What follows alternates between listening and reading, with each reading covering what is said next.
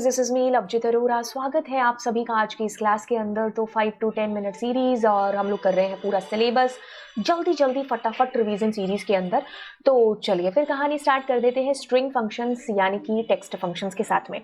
Okay, सो इसके लिए हम क्या करते हैं, एक एक करके सारे फंक्शंस को उठाते जाते हैं और क्लिक करते जाते हैं कि हाँ भाई ये फंक्शन हो गया। तो सबसे पहले बात करते हैं अपर की, और जिसको हम कहेंगे यू केस भी। लास्ट क्लास में हम लोग ये राउंड मोड और पावर फंक्शन कर चुके थे। अब हम इसको करने वाले हैं टेक्स्ट फंक्शन को। तो मैंने कहा अपर। अब इसमें मैं क्या करती हूँ, मिक्स काइंड ऑफ डेटा डाल देती हूँ। ठीक है, अब देखो क्या होगा, सारे करेक्टर जो होंगे वो आपके अपर केस में आ जाएंगे। कोई फर्क नहीं पड़ेगा अगर आप कोई न्यूमेरिक या फिर कोई स्पेशल सिंबल्स भी दे देते हो। तो अपर को ही यू केस बोला जाता है। तो जहां आपने यू केस या अपर देखा वो दोनों ही सेम काम कर रहे हैं। अब ये सेम चीज हम एल केस के साथ भी करेंगे। तो यानी कि नाम कहता है कि लोअर में कन्वर्ट हो जाएगा। ठीक है, ओके, तो लोअर केस में आ गया। अब आप LOWER पूरा स्पेल भी करते हो तो भी इट्स ओके, एल केस और लोअर दोनों सेम काम करेंगे। तो ये चीज आपको पता चल गई। अब हम अगले फंक्शन की बात करते हैं जिसका नाम है आपके पास में मिड, STR और सबस्ट्रिंग। अब देखो मैंने क्या लिखा, मिड, और मैंने लिखा यहां पर, अब मैंने लिखा यहां पर 2,5। अब एक चीज मैं आपको बता दूं, मैं मिड समझाती हूं बट उससे पहले अगर मिड की जगह आपने लिखा हुआ देख लिया सब STR, ठीक है, एक सेकेंड स्पेलिंग मिस्टेक, ठीक है, तो भी आंसर सेम आएगा। और कहीं आपने सब स्ट्रिंग को देख लिया ना तो भी आंसर सेम आएगा। तो मतलब सब STR, सब स्ट्रिंग और मिड तीनों एक ही चीज का नाम है। ठीक है, पुरानी क्लासेस में देखा होगा तो शायद एग्जांपल भी याद हो, है ना, कि रणछोड़दास, श्यामलदास, चांचड़ी, रेंचो है, रेंचो ही फुनसुक वांगडू है, फुनसुक वांगडू ही उस मूवी के अंदर आमिर था। तो यानी कि ये एक का ही नाम है। पहली चीज ये हो गई। ओके, अब हम इसको समझते हैं। समझने के लिए हम चलते हैं यहाँ ब्लैक विंडो के ऊपर और देखो मैंने अगर लिखा मिड, ठीक है, और मिड के अंदर हमारे पास कम से कम 2 पैरामीटर तो देने पड़ेंगे, ज्यादा से ज्यादा हम उसमें 3 दे देते हैं। अब मैंने लिखा मिड फंक्शन, ठीक है, और मैंने क्या लिखा है, मान लीजिए सेम एग्जांपल लेते हैं, पाइथन एंड जावा। ठीक है, अब मैं क्या करती हूं, मैंने लिखा यहां पर मान लीजिए 2,5 लिख दिया। ठीक है, तो इट मींस ये 2 नंबर इंडेक्स से स्टार्ट करेगा चीजें करना। अब आप कहोगे इंडेक्स, और जैसे मैंने इंडेक्स बोला आप मेरे को कहोगे कि भाई ये 0 1 2 3 ऐसे करके इंडेक्स आएगा, क्योंकि पाइथन में हम यही करते हुए आ रहे हैं। नहीं, यहां पर कोई 0 का रोल नहीं है। मतलब आप यहां पर इंडेक्स को 1 से ही स्टार्ट करेंगे। ठीक है, तो ये 1 है, ये 2 है, एंड देन यहां से आप स्टार्टिंग करेंगे, क्योंकि आपने ये लिखा है कि शुरू कहां से करें। तो स्टार्ट इज दिस। अब 5 का मतलब है कि हाउ मच, कितना डेटा आपको लेकर के जाना है, कितने कैरेक्टर। तो मतलब आपके पास आएगा 1 2 3 4 5। तो YTHON आपके पास में आंसर है जो आना चाहिए। तो यस, YTHON आ गया। अब मान लीजिए इस 5 की जगह अगर मैं 4 लिखती हूं तो ये 4 कैरेक्टर मतलब YTHO आपको जो है ला करके देगा। अब इसको बेहतर तरीके से समझने के लिए लेट्स सपोज मैं यहां पर 4 डाल देती हूं और यहां पर डाल देती हूं 2। ठीक है, या 4 ही डाल दो, कोई दिक्कत नहीं है, क्योंकि ये क्या करेगा, स्टार्ट 4 नंबर से होगा, मतलब 1 2 3 4। तो ये H से स्टार्ट होगा। और मैंने कहा 2, तो HO आपके पास आंसर आना चाहिए। अब ये चीज तो आपको पता है कि यहाँ सब STR, मिड, सब स्ट्रिंग कुछ भी लिखा होता तो आंसर सेम ही आता। ठीक है, ओके, तो ये 4 का मतलब है कहां से शुरू करना है, और ये 2 का मतलब है जो ये थर्ड पैरामीटर है, इसका मतलब है कितने कैरेक्टर्स मुझे सब स्ट्रिंग निकालनी है, क्योंकि सब स्ट्रिंग का मतलब ही यही है, एक स्ट्रिंग से हम सब स्ट्रिंग निकाल रहे हैं। जैसे मैंने लिखा यहां पर कोमल लिखा, ठीक है, तो कोमल में से AL निकालू, यानी कि इस स्ट्रिंग में से सब स्ट्रिंग क्या हो गई, AL। तो वर्क चीज है जो हम यहां पर कर रहे हैं सब स्ट्रिंग के अंदर।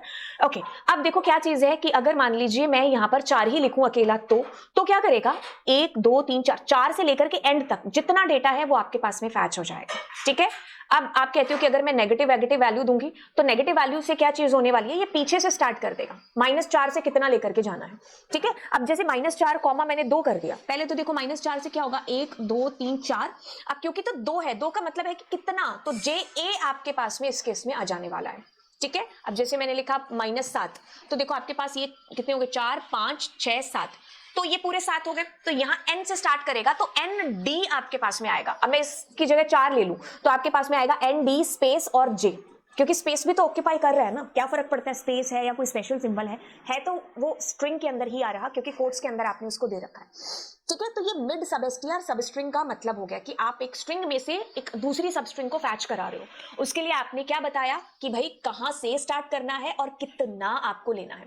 ठीक है, ओके, अब हम आगे चलते हैं और ये सारे एग्जांपल्स हम बीती हुई जो पॉडकास्ट है वहां पर मैंने करा रखे हैं, तो आप वहां से देख सकते हो। ओके, लेंथ फंक्शन, अब इसको लेंथ ना बोल करके आप LENGTH बोलो तो ज्यादा सही रहेगा। द रीजन इज, रीजन क्या है, कि पाइथन के अंदर हमारे पास लैन फंक्शन होता है, तो बच्चा कंफ्यूज हो जाता है, लैन फंक्शन वही वैसा ही होगा जैसा आप उस पाइथन के अंदर है। नहीं, पाइथन के अंदर भी यूज लैन फंक्शन, बट यहाँ पर LENGTH फंक्शन का इस्तेमाल करते हैं। तो ये आपको न्यूमेरिक में आंसर देगा कि कितनी लेंथ है इसकी। तो इसमें 15 कैरेक्टर का इस्तेमाल हुआ, बस 15 आ गया। अब मैं जैसे मान लीजिए कुछ और नंबर दे दूं तो ये टोटल आपको काउंट करके बताएगा। तो this is the use of LENGTH function. Okay, अब हम करते हैं लेफ्ट और राइट। ओके, लेफ्ट और राइट में क्या आएगा, जैसे मैं इसमें दे रही हूं LEFT और मैंने यहां पर दे दिया कॉमा में 4, तो ये लेफ्ट से 4 कैरेक्टर को फैच करके आपको दे देने वाला है। अब आप कहोगे कि यार ये सेम चीज तो मैं ऐसे भी कर सकती हूं, अगर मैंने ये दे दिया और मैं यहां पर मिड दे दूं या सब STR या सब स्ट्रिंग, तो उससे भी सेम चीज हो जाएगी। हाँ, पेपर में कौन सा लिखे जो याद आ जाए, यूजुअली हमें पेपर में यही याद आएगा, लेफ्ट वाला। ठीक है, तो आपने क्या किया, लेफ्ट से उतनों को फैच कर लिया। अब बच्चा कहता है इसमें नेगेटिव नहीं, इसमें आप नेगेटिव नहीं दे सकते। अब वही चीज होगी कि अगर मैं लेफ्ट की जगह राइट का इस्तेमाल कर लूं तो भी आपके पास ये क्या करेगा, राइट से उतनों को फैच कर देगा। और अगर मैं यहाँ पर राइट में -4 दूं तो ऑब्वियसली नहीं चलेगा, बट अगर मैंने यहाँ पर मिड सब STR सब स्ट्रिंग दे दिया तो वो वैसे ही काम करेगा कि लास्ट के 4 को फैच करके दे देगा।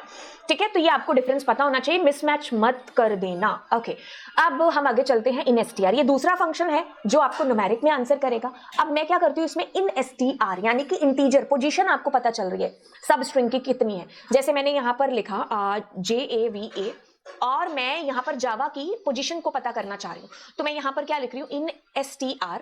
ठीक है, तो यहां जावा है ना, जो जावा का J है जो वो 12 नंबर इंडेक्स से शुरू हो रहा है, तो ये इंडेक्स का स्टार्टिंग पॉइंट है जो आपको बता रहा है। तो जैसे मैंने अगर इसकी स्पेलिंग छोटी बड़ी भी कर दी JAVA तो भी कोई दिक्कत नहीं है, क्योंकि it's not a case sensitive. ठीक है, तो आपके पास ये सब स्ट्रिंग का नंबर बताएगा कि वो कहां से है। जैसे मैंने मान लीजिए मैंने ऐसे दे दिया OP या कुछ भी, आपको पता है ये है नहीं, तो ऐसे केस में आपको 0 है जो ये दे देगा। तो ये चीज आपको याद रखनी, 2022 में भी आया भी था कि कब रिटर्न 0 है जो करता है, जब वो सब स्ट्रिंग मौजूद नहीं होती है उस स्ट्रिंग के अंदर, तब ये आपको 0 आंसर है जो करेगा। अब देखते हैं एल्ट्रिम और आर्ट्रिम को। देखो एल्ट्रिम आर्ट्रिम बड़े ही सीधे से फंक्शन है।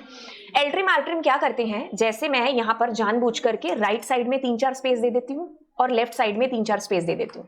अब मैं कहती हूँ LENGTH फंक्शन और ये मेरा पूरा का पूरा टोटल लेंथ आ गई कि इतने कैरेक्टर हैं। अब मैं क्या करूंगी, अब मैं जैसे मैंने लेंथ कैलकुलेट किया, ठीक है, मेरे को पता चला कि इसकी लेंथ इतनी आ रही है। अब मैं क्या कर रही हूं, इसको यहां पर LTrim फंक्शन है जो यूज कर देती हूं। तो LTrim से क्या होगा, मतलब टोटल तो 28 कैरेक्टर थे, 26 यहां पर आ रहा है, मतलब लेफ्ट साइड से 2 जो स्पेस थी ना वो यहां से रिमूव हो गए। तो LTrim का मतलब क्या है, लेफ्ट साइड के लीडिंग स्पेसेस को रिमूव करना।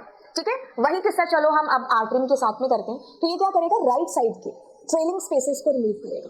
ठीक है, अब अगर मैं एल्ट्रिम आर्ट्रिम ना यूज करते हुए सीधा ट्रिम यूज करूं तो ये दोनों साइड के स्पेस को रिमूव कर देगा। तो ये यूज है किसका, एल्ट्रिम आर्ट्रिम का। बाकी देखो एक ऐसा फंक्शन है जो कि केस सेंसिटिव है। अब केस सेंसिटिविटी का पता हमें कैसे चलेगा हमें कुछ ऐसे, अगर मैं यहां पर चाहूं जैसे मैंने इसको कहा, यहां पर मैंने कुछ यूज करा, जैसे मैंने कहा P कुछ भी, और मैंने यहां पर कहा कॉमा एंड मैंने कहा कि P रिमूव हो जाए, फ्रॉम लिखना था। ठीक है, तो अब आप एक चीज पाओगे कि इसने क्या किया, ये जो P था, मतलब मैंने कहा P इसमें से रिमूव हो जाए, तो लेफ्ट साइड में ही आया, राइट साइड में तो था भी नहीं। अगर मैं मान लो दे भी देती हूँ तो भी देखो ये दोनों साइड के मतलब P है उसको रिमूव कर देगा। ये केस सेंसिटिव है, उसका ये मतलब हुआ कि जैसे मैं अगर यहाँ कैपिटल P लगा दूं तो वो रिमूव नहीं कर पाया। ठीक है, तो ये इस तरीके से काम करता है। अब मैं अगर यहाँ पर लिखते हैं लीडिंग। ठीक है, तो लीडिंग लिख करके मैं इसको छोटा p बनाती हूँ क्योंकि ये केस सेंसिटिव है, आपको पता है। तो मैंने लीडिंग लिखा, तो लीडिंग का मतलब है कि लेफ्ट साइड के मतलब एल्ट्रिम की तरह काम कर रहा है, सिर्फ लेफ्ट साइड के पी को रिमूव कर रहा है। बट अगर मैं यहाँ पर ट्रेलिंग लिख दूं, तो मैंने लिखा ट्रेलिंग, तो इसने क्या किया, राइट साइड वाला रिमूव है जो कर दिया। ठीक है, तो ये आपको ध्यान रखना है कि आप ऐसे भी इसका केस सेंसिटिविटी का यहां पर पता चलता है।